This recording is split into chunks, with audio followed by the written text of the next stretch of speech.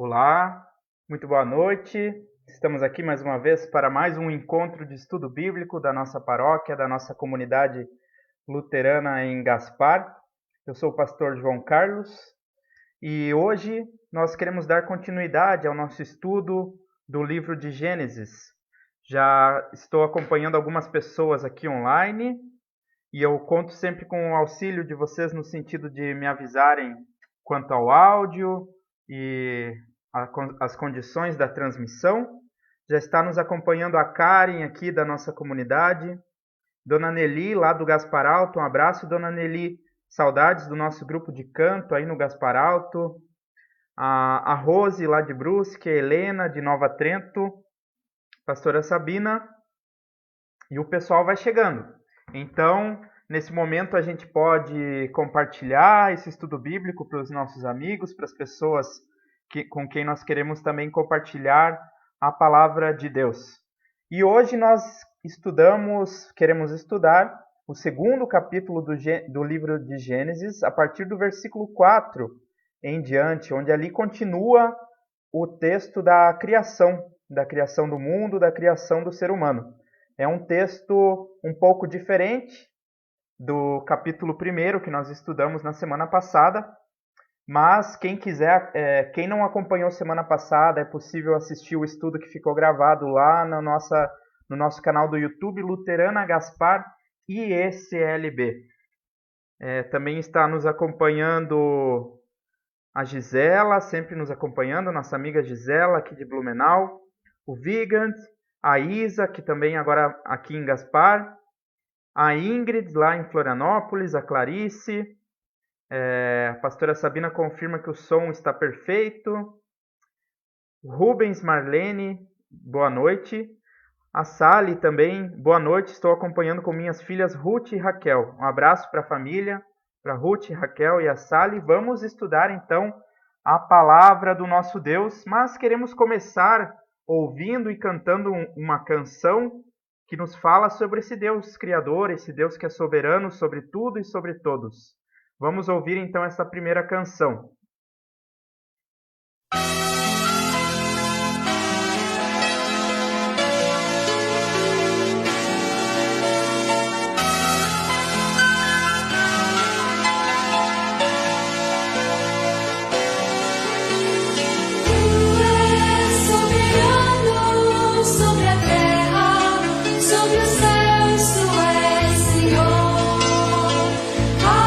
Absoluto.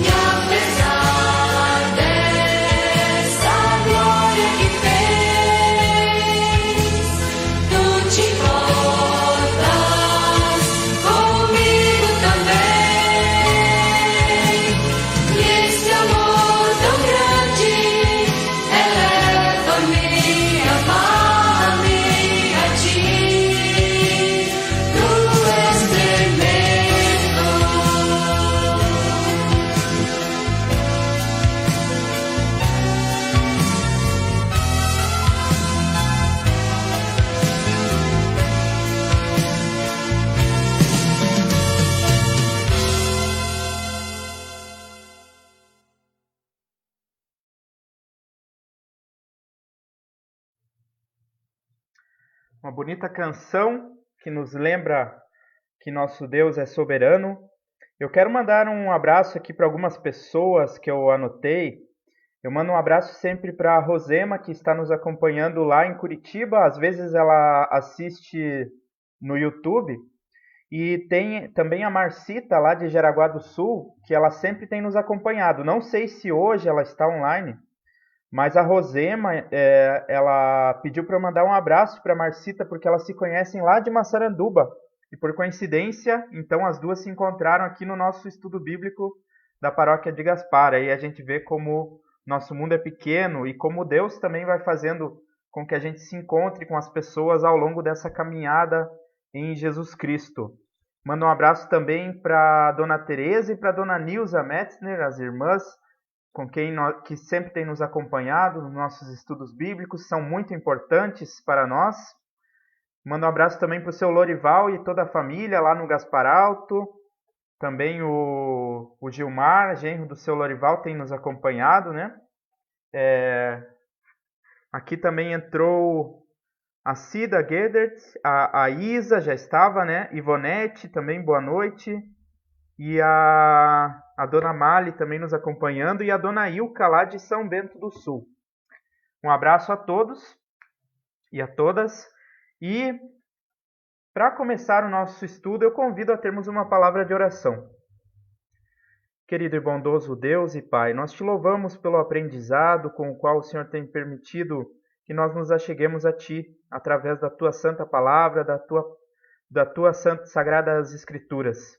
Nós te agradecemos e pedimos que Teu Espírito Santo venha nos iluminar. Esteja com cada pessoa, com cada família que acompanha esse estudo em suas casas e que essa palavra não seja apenas para enriquecer nosso conhecimento, mas seja principalmente para transformar as nossas vidas. Por Teu Filho Jesus Cristo, nosso Senhor e Salvador. Amém. No estudo bíblico da semana passada, nós lemos o primeiro capítulo do livro de Gênesis, mais os primeiros versículos do capítulo 2, e ali nós encontramos a belíssima narrativa da criação do mundo, contando como Deus em 6 dias foi criando todas as coisas, e no 6º dia ele cria então o ser humano, homem e mulher, à sua imagem e semelhança. E dotando o homem e a mulher da sua imagem e semelhança, Deus também dá uma missão ao ser humano, a missão de cultivar a natureza, cultivar a criação e de ter responsabilidade, domínio sobre as coisas criadas, sobre os animais, sobre o planeta, sobre toda a criação. E nós vimos que esse texto bíblico ele quer nos ensinar que Deus não se confunde com as criaturas, diferente do que acreditavam os povos na antiguidade, muitos povos na antiguidade, o sol, a lua, as estrelas, os animais, o próprio ser humano não são divinos, mas são criaturas de Deus. Deus está para além de toda a criação e nós não devemos cultuar, não devemos adorar as coisas criadas, mas somente o próprio Deus, o próprio Criador. E hoje nós queremos estudar então, a partir do capítulo 2, versículo 4, o segundo relato da criação. Nós falamos na semana passada que Gênesis 1 e 2 trazem 2 relatos da criação, né? Então aqui nós temos uma famosa pintura de Adão e Eva, os primeiros seres humanos, essa pintura do pintor Lucas Cranach. E hoje, então, nesse texto bíblico, nós entramos propriamente na história do ser humano, da criação do homem e da mulher, que já apareceu lá no capítulo 1, de uma forma mais genérica, mas aqui ela vai ser detalhada. E por que eu digo que existem 2 relatos da criação, como nós falamos na semana passada? O estilo das 2 narrativas muda um pouco. No primeiro relato, Deus não é chamado por um nome próprio. A criação é narrada numa sucessão cronológica de dias e o homem e a mulher aparecem lá no final dessa criação, no 6º dia. Já no segundo relato, que nós vamos ler hoje, o foco da narrativa ele é deslocado para a criação especificamente do ser humano. O ser humano está ali no centro das atenções e Deus é chamado pelo nome próprio. Quando aparece ali a palavrinha Senhor em letras maiúsculas, Ali é o nome próprio de Deus na língua hebraica. E Deus fala diretamente com o ser humano também. Essa é uma diferença aqui nessa narrativa. Deus conversa com o ser humano quase que face a face, nós poderíamos dizer. Então, enquanto no capítulo 1 se mostra assim um Deus mais transcendente, um Deus superior, acima das criaturas, aqui no relato do capítulo 2, nós quase que podemos imaginar Deus andando ali no meio de Adão e Eva no jardim. Mas, feitas então estas considerações, nós queremos entrar no texto propriamente dito. Também quero deixar uma boa noite para as pessoas que entraram agora. A Lia vai nos acompanhando, Dona Inês lá no Gaspar Alto, a Sueli e a Claudete lá de Brusque. Um abraço a todas vocês que vão nos acompanhando. Sempre que você tiver alguma dúvida ou algum comentário a respeito do nosso tema, do nosso texto bíblico, você também pode deixar aqui nos comentários do Facebook. E mais tarde, quem assistir lá no YouTube também pode deixar nos comentários, só que ali é claro que eu não vou conseguir responder, não vamos conseguir ler na hora, mas a gente também usa esses comentários depois, a gente pode conversar no particular também a respeito de alguma dúvida que alguém venha a ter. Mas vamos para a nossa leitura bíblica então. Se você tem a sua Bíblia aí e gosta de acompanhar, abra ela bem no comecinho, no livro de Gênesis, capítulo 2, versículos 4 em diante. Eu farei a leitura na versão Almeida, Revista e Atualizada. Esta é a gênese dos céus e da terra, quando foram criados, quando o Senhor Deus os criou. Aqui nós vemos então pela primeira vez nas nossas Bíblias, na nossa tradução, a palavrinha Senhor com a letra maiúscula.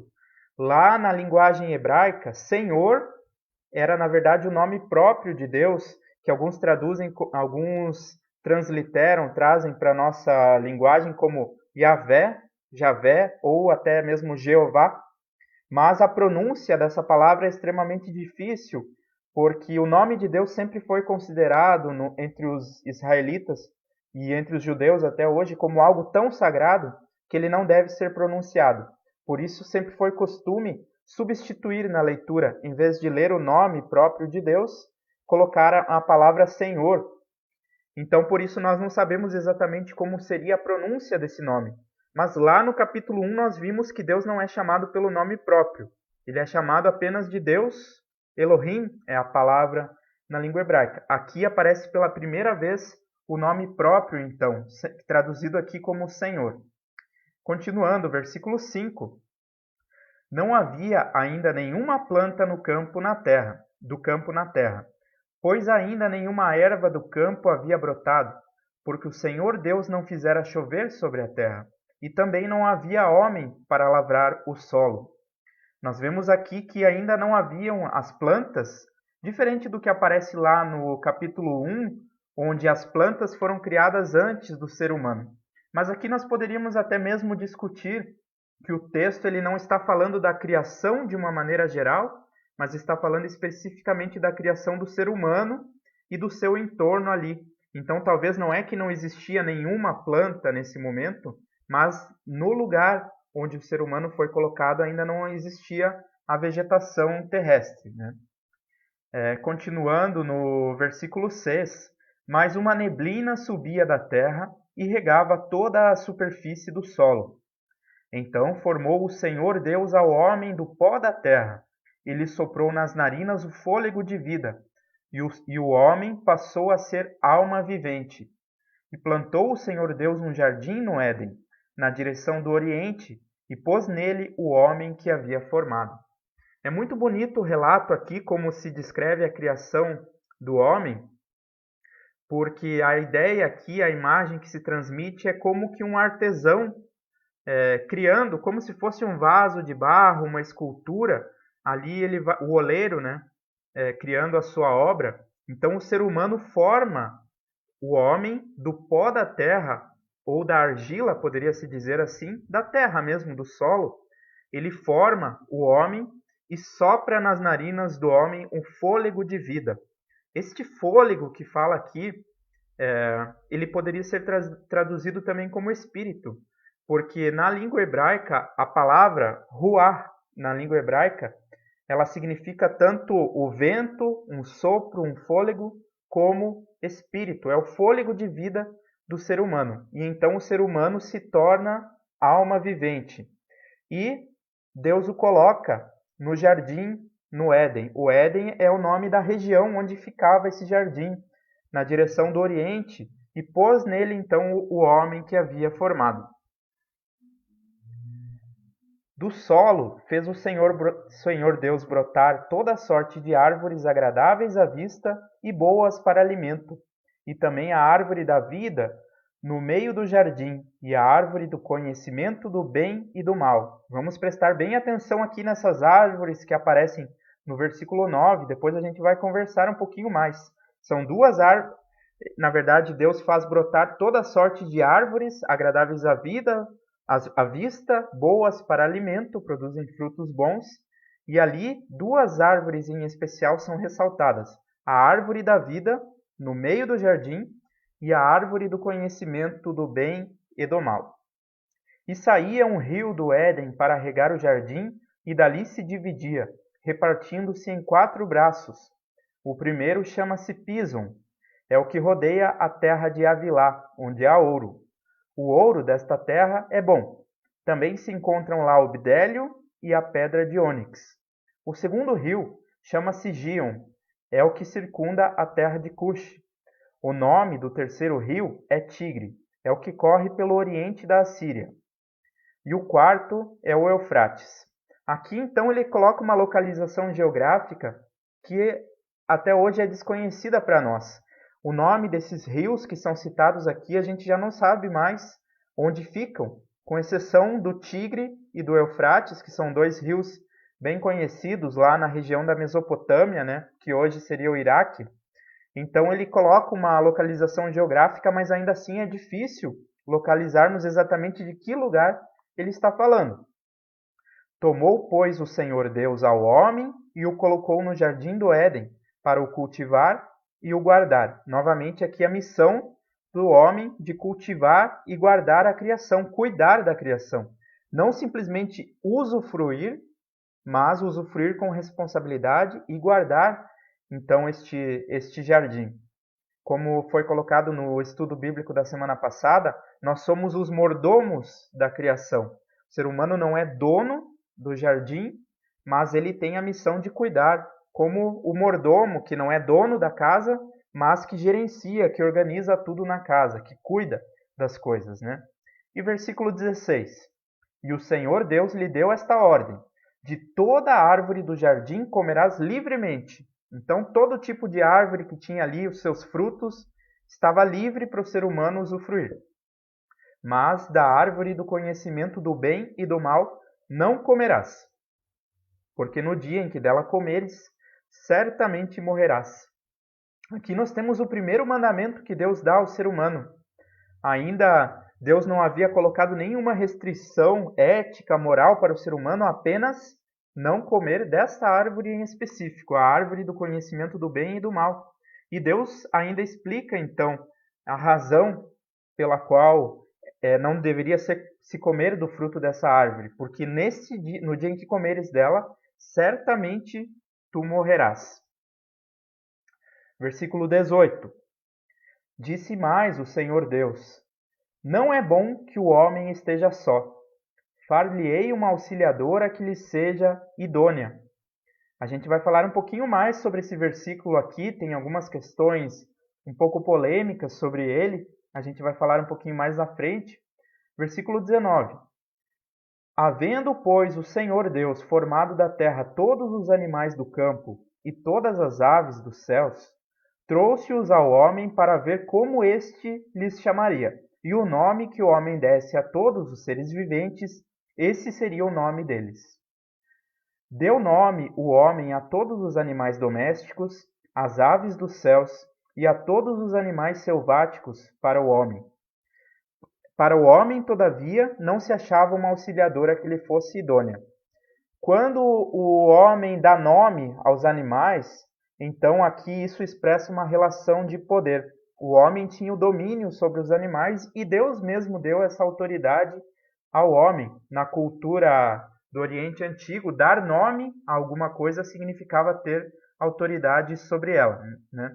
Mas tinha um problema ali. A gente encontra que pela primeira vez, quem acompanhou o estudo da semana passada, quem lembra de Gênesis capítulo 1, cada dia da criação, quando Deus criava uma coisa, Deus então dizia, o texto então dizia, e Deus viu que isso era bom. Deus viu que era bom. Tudo Deus olhava e viu que era bom. Mas aqui pela primeira vez no versículo 18, ele fala uma coisinha diferente. Não é bom. Não é bom. E qual foi essa única coisa que Deus olhou, viu e disse então, não é bom. Não é bom que o homem esteja só. Então a solidão. O homem foi criado, o ser humano foi criado para viver numa relação e não para viver sozinho. Aqui a gente não está falando somente de casamento, mas de qualquer relação entre as pessoas, né? De comunidade, de não viver sozinho. Então, depois a gente vai falar mais um pouquinho sobre essa questão da auxiliadora idônea, então que vai ser criada para o homem, a mulher, né?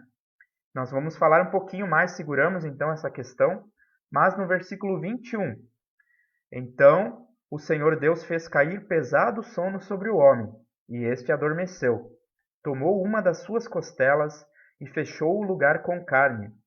E a costela que o Senhor Deus tomara ao homem, transformou-a numa mulher e lhe a trouxe. E disse o homem, esta, afinal, é osso dos meus ossos e carne da minha carne. Chamar-se-á varoa, porquanto do varão foi tomada.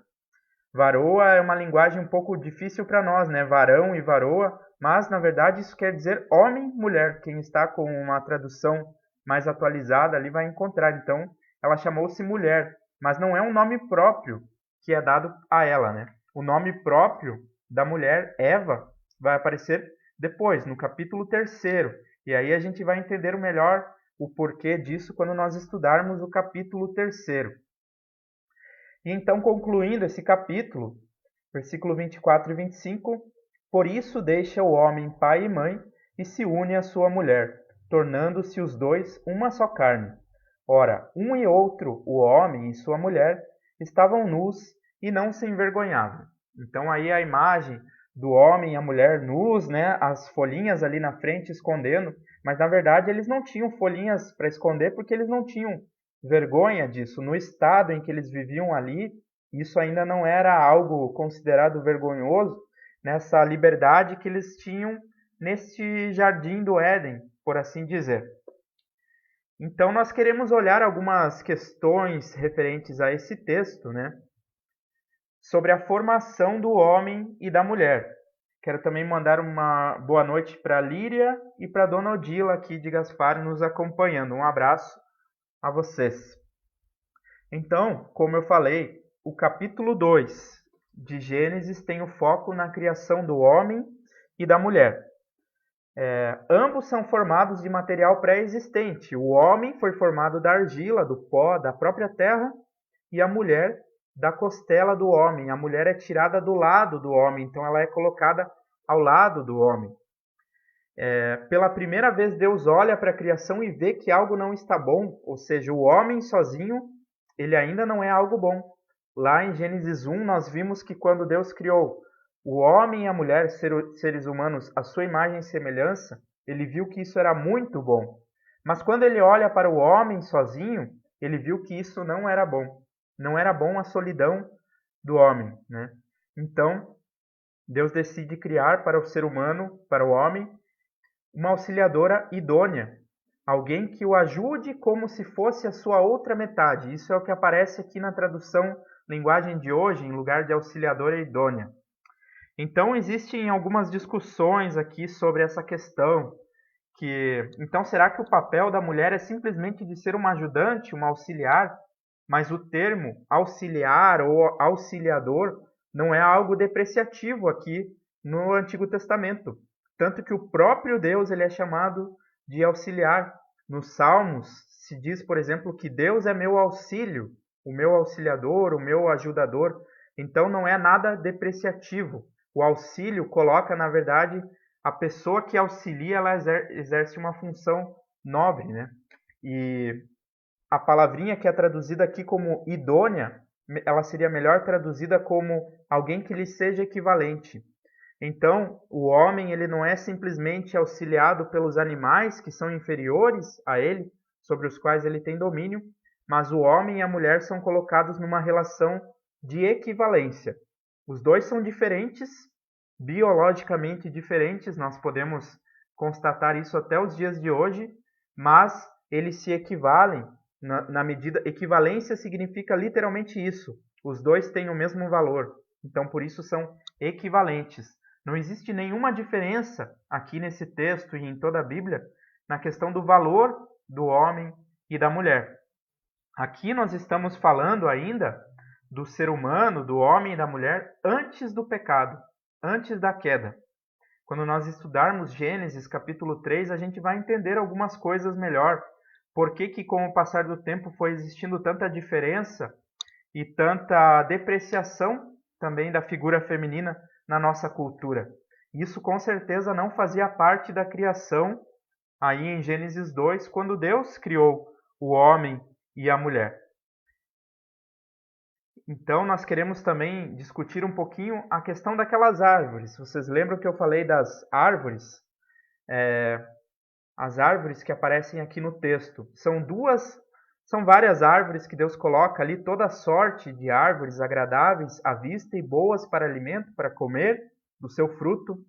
Uma questão interessante é que na criação, Gênesis 1 e 2, não se fala que o ser humano comia outros animais. A carne, então, aqui ela não aparece ainda. O que é dado para alimento do ser humano são as ervas do campo e o fruto das árvores. E depois do dilúvio, então, vai aparecer que Deus permitiu ao ser humano comer também dos animais. Então, nós vimos aqui, poderíamos dizer assim, até com uma certa segurança, que o ser humano, no Jardim do Éden, ele era vegetariano.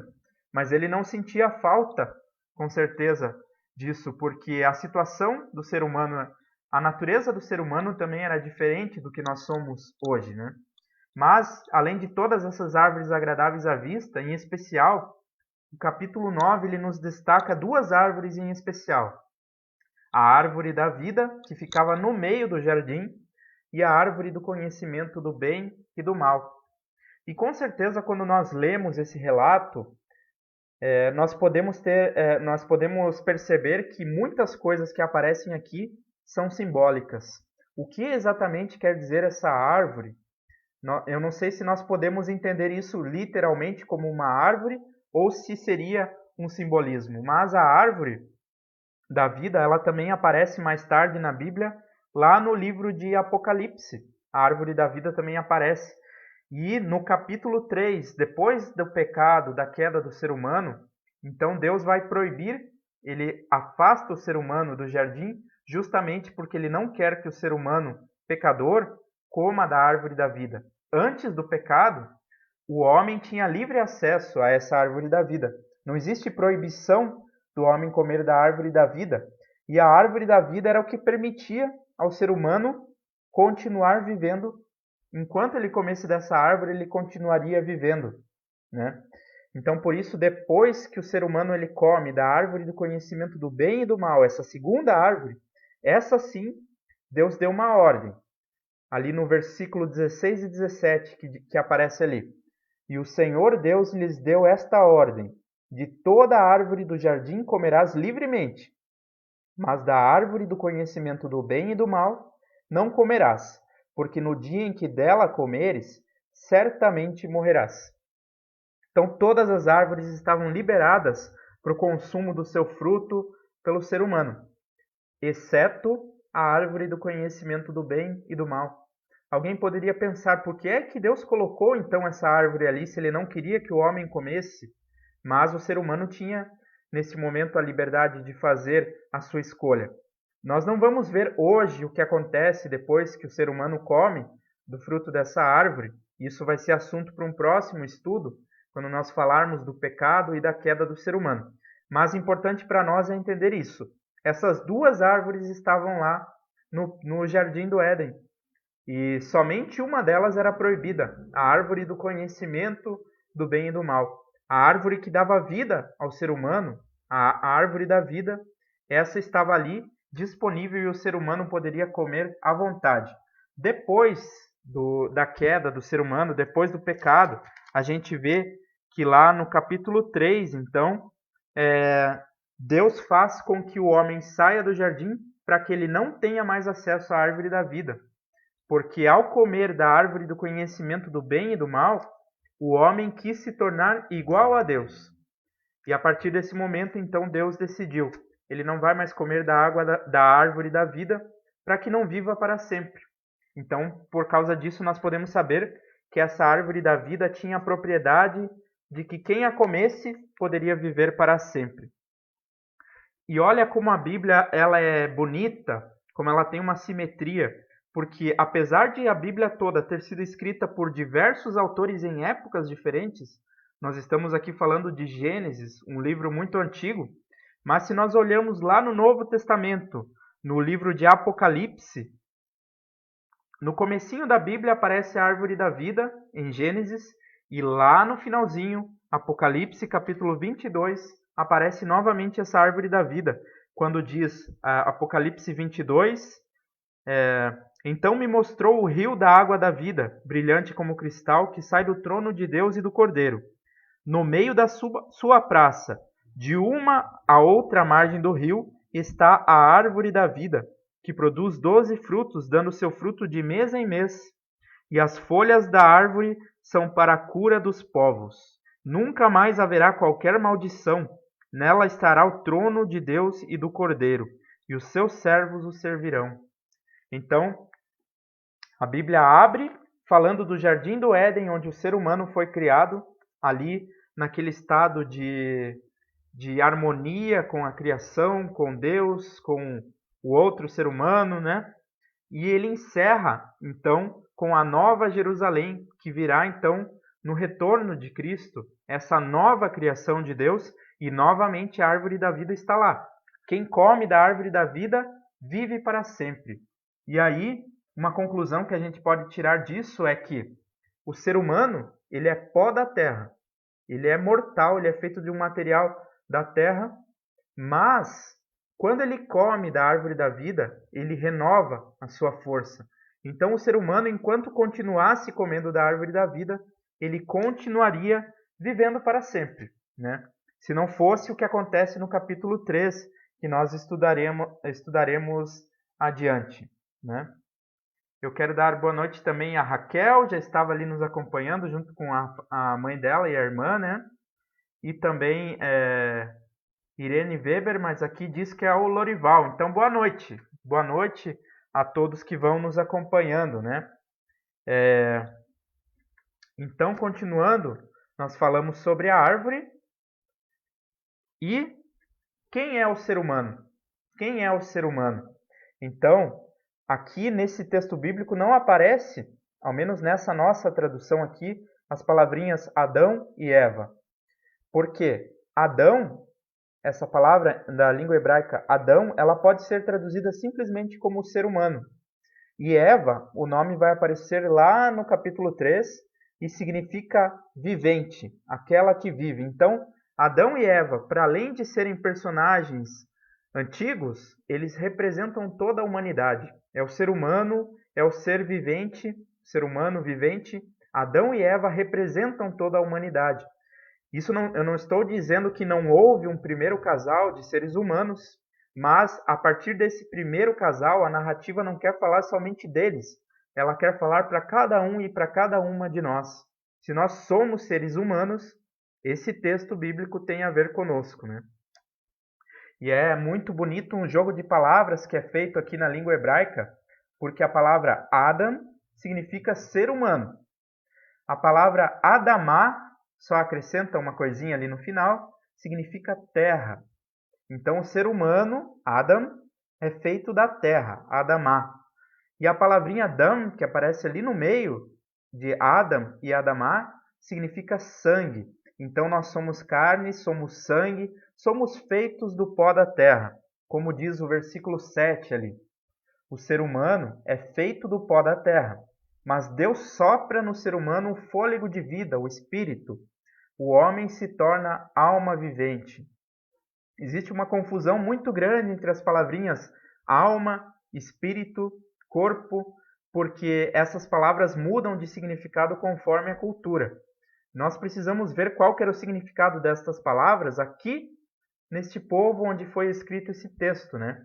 Então, quando fala de alma, diferente do que nós podemos crer na nossa cultura, nas nossas crenças populares, a alma não é uma coisinha que existe invisível dentro do ser humano, que quando ele morre ela sai, né? Uma parte imaterial do ser humano. Mas quando fala de alma, está falando aqui do ser humano como um todo. O corpo, sua parte física e também o fôlego de vida que foi dado a ele.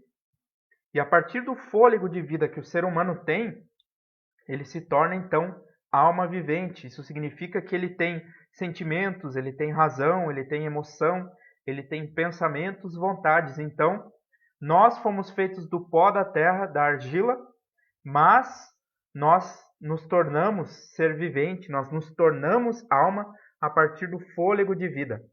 Então, poderia-se dizer assim, o ser humano não tem uma alma, ele é uma alma. Então, eu sou uma alma, você é uma alma. Corpo e espírito, esse fôlego de vida que Deus soprou em nós, isso tudo que nós somos é alma. Por isso, os salmos vão dizer, por exemplo, bendiga minha alma ao Senhor. Quando diz assim, bendiga minha alma ao Senhor, é tudo.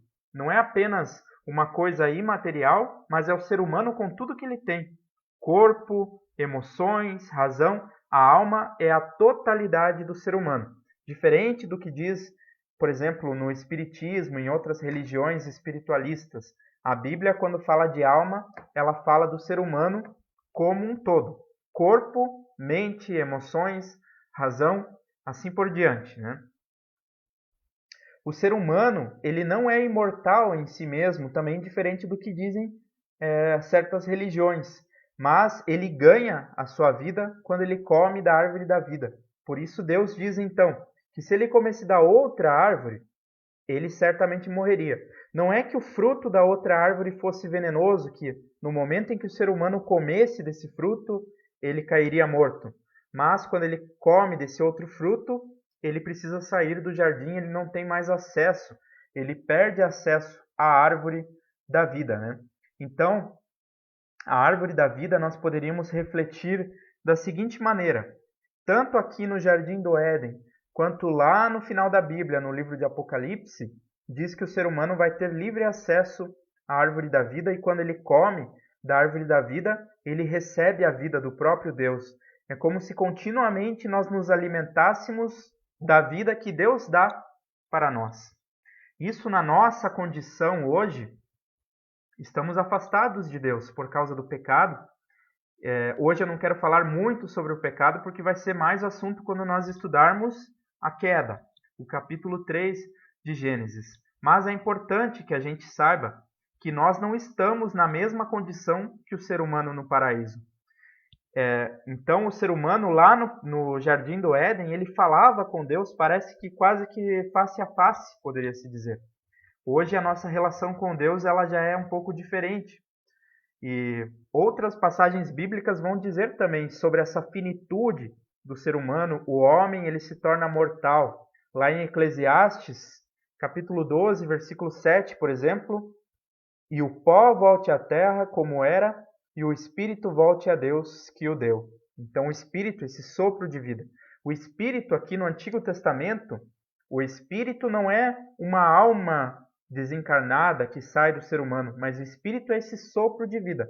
Então, o nosso sopro de vida volta para Deus quando nós morremos. Não significa que sai uma alma desencarnada lá para Deus, mas é simplesmente esse sopro que nos torna vivos, que nos anima, né? Lá também nos Salmos, o Salmo número 103 diz o seguinte: quanto ao homem, os seus dias são como a erva, como a flor do campo assim floresce. Passando por ela o vento, logo se vai, e o seu lugar não será mais conhecido. Então existem muitas religiões que dizem que o ser humano ele é por natureza imortal. Alguns creem até numa pré-existência. Antes de nascer nós já existiríamos. como uma alma desencarnada ou em outro corpo, e depois de morrer, nós continuamos existindo como uma alma desencarnada. Não é isso o que a Bíblia ensina, principalmente aqui nesse capítulo 1 de Gênesis e em todo o Antigo Testamento. O homem, ele é transitório. Nós somos comparados aqui à flor do campo. Ela nasce, tem um breve momento de existência e com o vento ela se vai, então.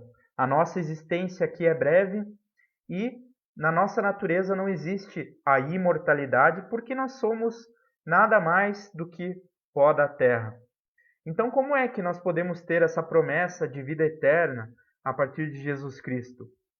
É porque nós nos alimentamos da árvore da vida. Hoje nós estamos afastados dessa árvore da vida que existia lá no Jardim do Éden, mas nós nos alimentamos como? Pela fé em Jesus Cristo. Jesus vai dizer lá no capítulo 6 do Evangelho segundo João, Jesus diz: quem come a minha carne e bebe o meu sangue viverá eternamente. Então, quem come a carne de Jesus Cristo, o corpo de Jesus Cristo, isso é como se alimentar da árvore da vida. E nós comemos isso como? Espiritualmente, por meio da fé, quando nós temos comunhão com Deus, na sua palavra, na oração, mas também através do sacramento da ceia do Senhor. Ali nós estamos nos alimentando verdadeiramente do corpo e do sangue do Senhor. Ali então nós poderíamos fazer uma comparação. Se Adão podia lá no Jardim do Éden se alimentar do fruto da árvore da vida, e com isso ele tinha a sua preservação, a sua vida garantida, nós hoje nos alimentamos através da palavra de Deus e através do pão e do vinho na Santa Ceia nós comemos o corpo e o sangue de Jesus Cristo que nos garantem a vida eterna. Então a imortalidade ela não está em nós mesmos, ela nos é dada como alimento para o nosso Deus. Assim que a alma do ser humano é alimentada por Deus. Esse texto ele traz coisas muito importantes para nós. Em muitas conversas eu percebo como nossos membros, as pessoas de maneira geral, não têm muita clareza, porque a linguagem é difícil, eu sei, e também as diferentes mensagens que a gente recebe do mundo ao nosso redor nos deixam confusos também. O que é o ser humano? Corpo, alma, espírito. Mas nós podemos crer que pela criação de Deus nos é deixado aqui que o ser humano ele é pó da terra, ou seja, ele é matéria, ele é corpo físico, mas uma matéria que é animada pelo fôlego da vida. O fôlego, que aqui é traduzido como espírito, é dado pelo próprio Deus. Quando nós morremos, então nós voltamos a ser pó da terra. Por isso Deus diz, depois a Adão, ele vai dizer, lembra-te que tu és pó e ao pó retornarás. Então, nosso corpo volta para o pó, volta para a terra, mas o nosso fôlego de vida retorna para Deus. O que sobrevive do ser humano então com a morte? Nós nos tornamos simplesmente pó da terra. E a nossa imortalidade, se é que nós podemos falar na imortalidade do ser humano, não é algo que nós temos, que é garantida a nós, mas a nossa imortalidade é dada pela comunhão com Deus. Então, o homem e a mulher lá no Jardim do Éden, eles poderiam ser imortais na medida em que eles comiam dessa árvore da vida, se alimentavam do próprio Deus. Quando Jesus Cristo voltar e criar novos céus e nova terra, como diz o Apocalipse, o livro do Apocalipse, capítulo 22, ali então a árvore da vida estará lá à nossa disposição, para nós comermos dela sempre que quisermos. Então, a árvore da vida, ela é esse alimento que nós temos para a vida, para continuar vivendo. E Deus ama o ser humano, por isso ele deu essa possibilidade de se alimentar dessa árvore da vida. Mas a partir do momento que o ser humano se afasta de Deus e quer tornar-se o seu próprio Deus, então ele perde a sua imortalidade. O ser humano perde o acesso a essa árvore da vida. É a triste condição do ser humano a partir da queda, porque Deus não quer que nós vivamos para sempre dessa maneira que o ser humano se tornou. Mas ele envia Jesus Cristo para nos dar uma nova chance, uma nova possibilidade de viver eternamente, sim, mas restaurados, não da mesma maneira como o velho Adão, a velha Eva se tornaram após o pecado, após a queda. Isso então é o que esse livro de Gênesis, no capítulo 2, ele nos ensina, deixando a oportunidade para quem quiser ainda fazer algum comentário, alguma pergunta ou tirar alguma dúvida para fazer ali o comentário no nosso chat ali do Facebook. Boa noite também a Janete que está nos acompanhando. Então, no capítulo 2 do livro de Gênesis, para concluir a nossa reflexão, nós encontramos a fundamentação bíblica, a fundamentação teológica para falarmos o que é, afinal de contas, o ser humano. A pergunta sobre o que é ou o que nos torna seres humanos, ela sempre esteve presente na história da humanidade. E a resposta mais simples, a resposta bíblica para isso é que nós somos pó da terra. Assim como os animais também. Nós somos carne, sangue, somos matéria, somos pó da terra. E não somos nada mais do que isso. Mas quando Deus sopra no ser humano o espírito, o fôlego de vida, nós nos tornamos alma vivente. Então, não vamos crer que nós temos uma alma que pode sair do nosso corpo voando por aí. Não. Nós somos uma alma. Por isso, bendizemos a Deus, que a nossa alma bendiga a Deus, como diz o salmista. Nossa alma, nosso corpo, nossa inteligência, nossas emoções, tudo que existe em nós louva a Deus. O corpo nosso é algo bom.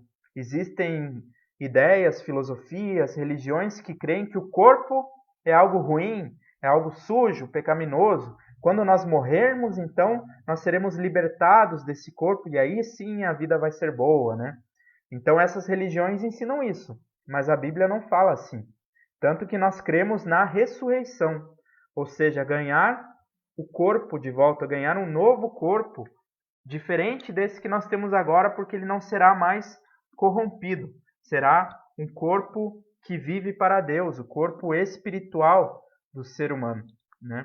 Mas nós não temos uma alma, nós somos alma vivente, capaz de sentir, de se relacionar com Deus, com as outras criaturas. O texto também nos mostra o retrato da criação do ser humano em sua perfeição, o estado de perfeição do ser humano, livre, em plena comunhão com Deus, falava com Deus face a face, Deus falava diretamente com o homem. A mulher é criada como equivalente ao homem, e não abaixo do homem, mas equivalente ao homem. Ela é amada por ele. Aqui, a única e a primeira frase que Adão fala aqui nesse texto, e a única frase dele que é registrada antes da queda, é uma poesia que ele fez à mulher. Quando ele diz que esta é carne da minha carne, osso dos meus ossos, esse texto é uma poesia de Adão, falando sobre a mulher. Ela não é subjugada por Adão, nem inferiorizada, aqui no capítulo 2. A imagem aqui é do paraíso, né? O ser humano, homem e mulher, vivendo sem culpa, eles estavam nus e não se sentiam envergonhados disso, andavam de acordo com a orientação de Deus, tinham contato direto com Deus e em plena harmonia com os animais, as plantas, a criação. Deus havia providenciado tudo de que o ser humano necessitava para viver bem, deixando que ele comesse livremente de todas as árvores desse jardim, inclusive a árvore da vida, que permitia que o ser humano jamais morresse. Só uma destas árvores estava proibida, um único mandamento, uma única proibição que eles tinham. No entanto, se nós olhamos para o mundo ao nosso redor, nós podemos ver como as coisas são diferentes, né? O nosso mundo já não é mais assim entre nós, né? Então, nós não podemos confundir o que Deus sonhou para a humanidade com o que a humanidade se tornou. E no capítulo 3, que nós vamos estudar na semana que vem, a gente vai ver um pouco melhor sobre como as coisas mudaram na relação com o ser humano. A árvore do conhecimento do bem e do mal, o fruto dessa árvore significa o seguinte: o ser humano quer se tornar o seu próprio Deus. Então, a própria humanidade, em vez de fazer o que Deus manda, em vez de seguir a orientação de Deus, ela quer criar o seu próprio conceito de bem e de mal e se orientar por esse conceito. Então, quando o ser humano faz isso, ele quer se tornar o seu próprio Deus. Então, ele não pode viver para sempre dessa maneira. Por isso, Deus o retira do jardim e ele não tem mais acesso à árvore da vida porque ele quer se tornar o seu próprio Deus. Qual que é o remédio para isso? Para o ser humano querendo se tornar o seu próprio Deus? O remédio para isso é Jesus Cristo. Quando nós nos rendemos a Jesus Cristo, nós abrimos mão do nosso ego, de querer criar o nosso próprio conceito do que é certo, do que é errado, e nos colocamos aos pés da cruz de Jesus Cristo, então ali nós abrimos mão de ser o nosso próprio Deus. E ali então ele nos fornece de novo a oportunidade de comer dessa árvore da vida. Por meio da palavra de Deus, por meio do sacramento da ceia, nós nos alimentamos do corpo e sangue de Jesus Cristo, e ele nos promete então que na ressurreição, quando nós não estivermos mais sujeitos ao pecado, ali nós teremos novamente acesso à árvore da vida. Muito obrigado por que vocês estão acompanhando. Quero ler aqui alguns comentários. A Cida Knut também nos acompanhando. Boa noite, Cida. A Gisela agradece pela explicação. Pastora Sabina, muito importante lembrar de quem nós somos e entender a diferença entre alma, corpo e espírito. Essas palavrinhas mudam realmente de significado conforme a cultura, mas em nenhum momento a Bíblia fala que nós podemos ser um espírito desencarnado por aí, né? A Clarice comenta: por isso não precisamos ter medo da morte. Nossa cultura trabalha para sermos eternos aqui, mas isto sim será nossa morte. Que fantástica essa possibilidade que Deus nos dá. Obrigado pelo comentário da minha sogra Clarice, né? Realmente, o ser humano, ele luta, a humanidade luta, batalha para encontrar a vida, para viver para sempre. Mas vale a pena viver para sempre afastado de Deus? Eu creio que é por isso que Deus tirou o homem do jardim, para que ele não comesse dessa árvore da vida e não vivesse para sempre nesse estado de morte espiritual no qual a humanidade se encontra, mas tivesse a oportunidade, por meio de Jesus Cristo, a voltar a ter verdadeira comunhão com Deus e assim viver a vida eterna que vale a pena. A Elaine também, boa noite, um abraço, Arthur Schroeder e família, abraço para o Arthur, que foi meu confirmando lá em Brusque, e para toda a família. Nós queremos então nos dirigir ao final desse estudo, ao nosso momento de oração. Quem quiser ainda colocar algum comentário, fique à vontade. Quem quiser já pode ir colocando seus pedidos de oração para nós intercedermos juntos. E eu convido vocês a ouvir mais um louvor, mais uma canção, um hino muito tradicional da nossa igreja, aqui na versão interpretada pelo Quarteto Fonte Viva, lá de Brusque. O pessoal de Brusque com certeza conhece o quarteto, né? E como diz a letra desse hino: alma bendize, alma, nós bendizemos a Deus com o nosso corpo, com as nossas vozes, com a garganta, com a boca, com os olhos, com tudo que nós somos, com a nossa inteligência, razão, emoções, tudo que nós somos foi criado por Deus, e com essa alma, com esse todo que nós somos, nós queremos bendizer ao nosso Deus. Vamos ouvir essa canção, enquanto isso você vai mandando seus pedidos de oração.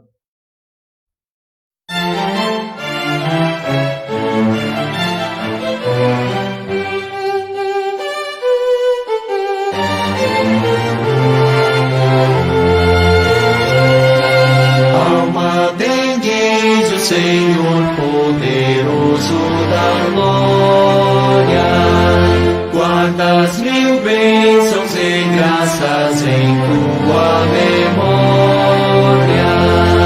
Vinde acordai, harpa e saltério cantai, hinos de graça e vitória.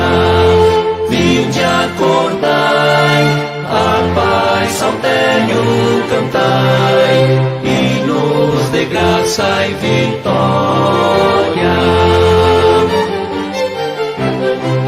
Alma bendize o Senhor que supremo governa, quem asas fortes te leva para a águia eterna, que te guardou, como a ti mesmo agradou, com mão bondosa paterna, que te guardou, como a ti mesmo agradou, com mão bondosa paterna.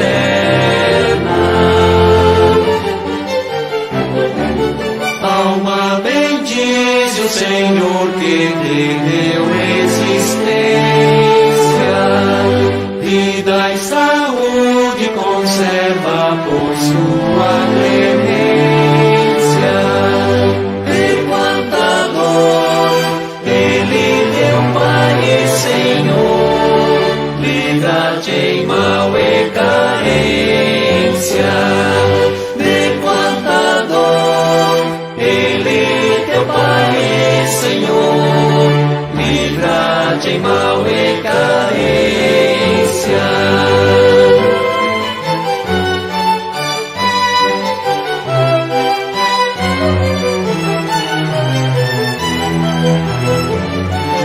Alma bendize o Senhor pelo amor infinito,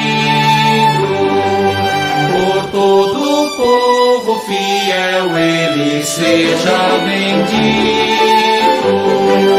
É tua luz, mesmo nas trevas da cruz, graça concede ao aflito. É tua luz, mesmo nas trevas da cruz, graça concede ao aflito. Amém.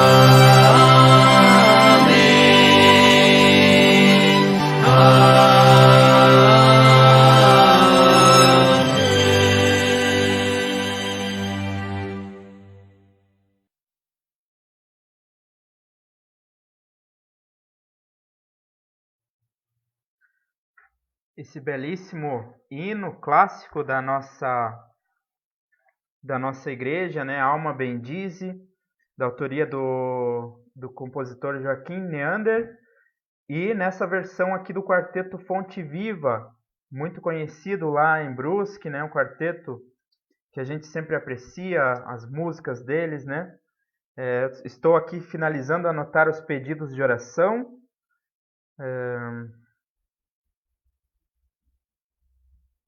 A Noeli também nos manda boa noite ali entrando. Pessoal, muito obrigado por cada uma que tem entrado nas nossas lives, compartilhado. O nosso objetivo é disseminar o conhecimento da Palavra de Deus.